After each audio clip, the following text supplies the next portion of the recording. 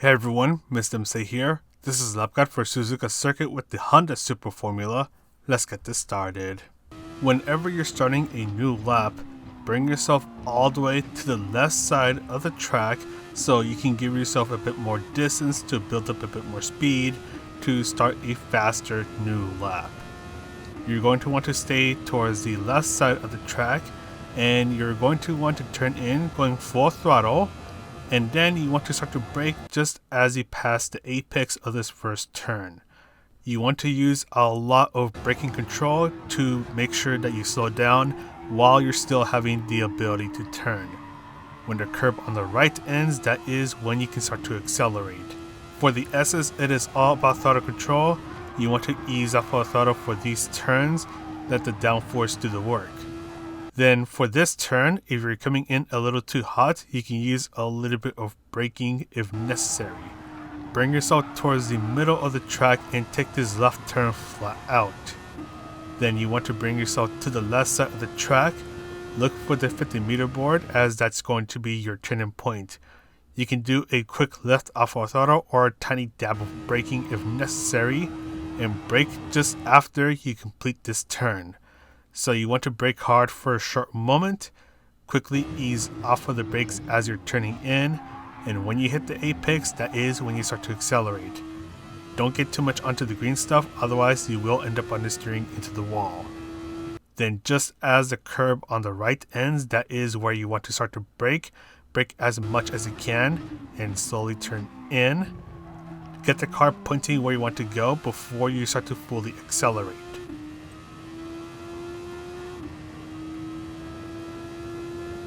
Stay towards the right side of the track.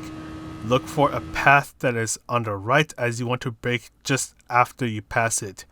Brake hard for a super short moment, quickly ease off of the brakes, use a little bit of throttle, then brake just before the curb on the right ends. Brake hard for a short moment, slowly ease off of the brakes. Try to bring yourself as close as you can to the curb that is on the left, and just as that curb ends, that is when you start to fully accelerate.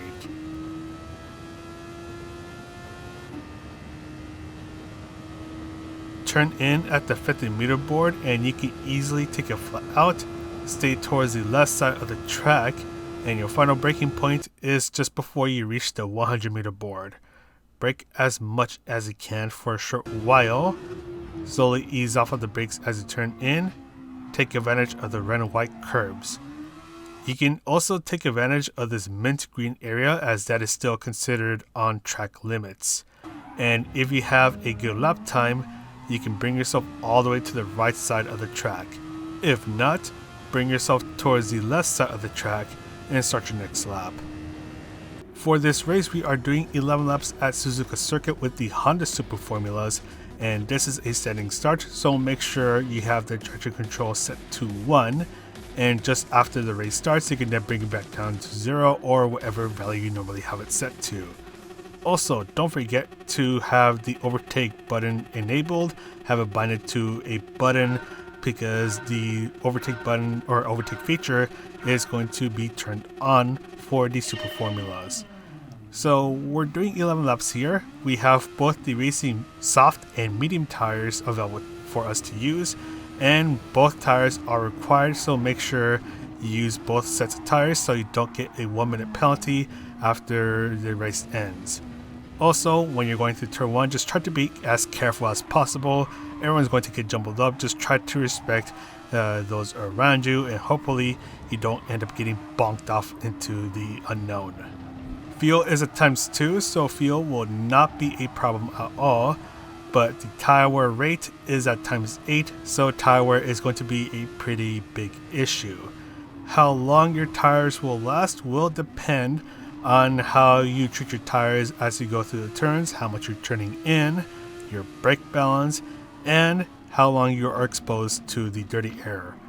With the dirty air, it's going to make the car a bit more understeery as you go through some of the medium or high-speed turns, so you're going to be tempted to turn in more, which will increase the tire wear rate. So that is something that you do want to be careful about, and you're going to notice that the tire wear rate is actually going to be pretty fast. Your racing soft tires will last anywhere from 4 5 to 6 laps depending on how you treat your tires. And with the pit loss being around 4.5 seconds, that is going to open up the opportunity to make the 1 stop and the 2 stop viable. I'll talk a bit more about the pit stop strategies in a bit, but I do want to talk a bit more about the race itself. So with these Super Formula cars, you don't have brake lights, so you want to know when you need to brake and when the car in front of you is going to brake, because if you're not paying attention, then you could end up accidentally punting off the car ahead of you. Also, with these cars having a lot of downforce, it is really easy to try to pull a sneaky onto someone, try to get an overtake done, and you want to be careful about this because it can be really easy for the car ahead of you that you want to overtake to not know about you until it's too late. You establish contact and one of you is going to end up getting a penalty. And you also want to be careful when it comes to the dirty air. On a straightaway, it's not so bad because it'll let you accelerate even faster due to the lack of downforce. But once you go through the turns, especially as you're going through the S's, you're going to notice that the car is going to become a lot more understeery because you're not getting all the downforce you need to go through these turns at a faster rate of speed. So you want to be careful about that, and especially be careful because that will once again increase your tire wear rate. And because the front tires wear out faster than the rear tires, you want to bring the brake balance towards the rear of the car. In my personal experience, I've had the brake balance at 3 to the rear or 4 to the rear. Both of them are fine to me, so you want to once again bring the brake balance towards the rear of the car. You can start at +2 and then go from there if necessary. And make sure that you have the overtake feature binded to a controller because it's going to give your car even more power. It'll let your car accelerate even faster. You'll know that someone is using the overtake feature whenever you see the rear of the car flashing red. A good example of when to use the overtake feature is when you're quickly gaining on someone and you're under the slipstream and they don't have a slipstream ahead of them. You can try to use the overtake feature, quickly catch up to them, quickly pass them, and then you disengage with the overtake feature. Just make sure that you don't use it when you're on 6th gear, as that's not really going to give you any sort of benefit. But anyways, going on over to the pit stop strategy. So as you saw right now, second place or third place and I ended up going into the pit stop, and we're doing a 2-stop strategy. And with the 2-stop strategy, we are doing 5 laps on the racing soft tires, another 5 laps on the racing soft tires, which will only leave 1 lap on the racing medium tires. Don't forget, both racing soft and medium tires are required for this race, so you're forced to do at least 1 pit stop.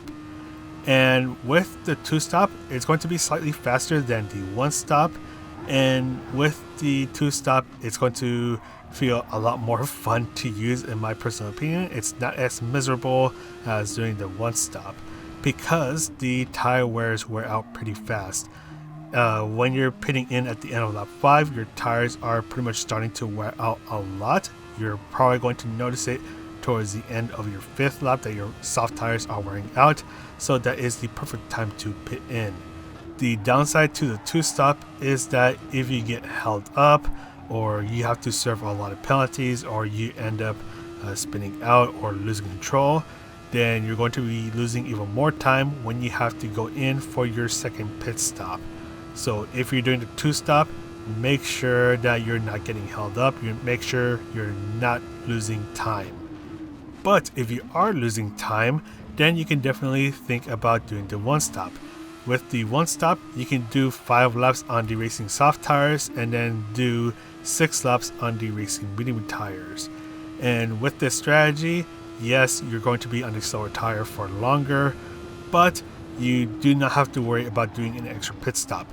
With the 1-stop, you're obviously only doing 1 stop, so you don't have to worry about losing an extra 4.5 seconds. And yes, this strategy is a little bit slower than the 2-stop, but in case you're getting held up, you're going to be losing quite a bit of time, so you might as well try to gain some of that time back, salvage what you can, and go with the 1-stop. So at the end of the day, both the 1 and 2 stop are viable for this race. Make sure you use both the racing soft and medium tires so you don't get the 1 minute penalty after the race ends. So which strategy should you go with? Well, that's not an easy question to answer because a lot of it is going to depend on your situation. So if you're in a really good situation, there's a lot of clean air, you're not getting held up, then you can easily go for the 2 stop. If you start to get held up or you lost control of the car or you have to serve a lot of penalties, then you're better off going with the 1 stop. And if you're starting towards the back, you can start on the racing medium tires, get the slower tire compound out of the way, and then you can switch on over to the racing soft tires. Once again, whether you want to go with the 1 or 2 stop, that's going to be up to you. That's going to be up to the situation that you are presented with. And before I go, let's go ahead and quickly show places where you can get an overtake done in the penalty serving zone. So the main street that we just went through, a perfect place to get an overtake done, especially with the use of the overtake feature. And after that, this is pretty much going to be a single file line until we reach the hairpin. If you get a really good run on the opponent ahead of you, you can try to get an overtake done as you're about to approach the hairpin. And this is the hairpin right here. It's possible to get an overtake done, except it's going to be more situational.